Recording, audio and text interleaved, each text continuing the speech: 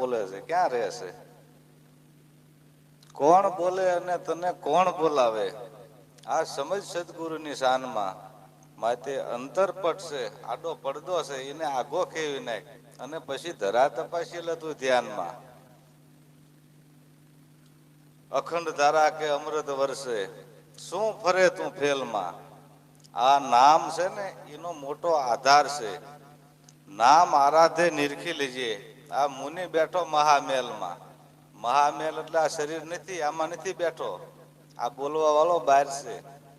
એટલે સંતોએ કીધું છે. પણ આપણે આના ધણી થઈને બેઠા છીએ કે રતાભાઈ નામ છે, હું જ રતોભાઈ, એમ નથી. એટલે એને કીધું છે કે મન વર્તી નો પેલા મેળ કરી લે.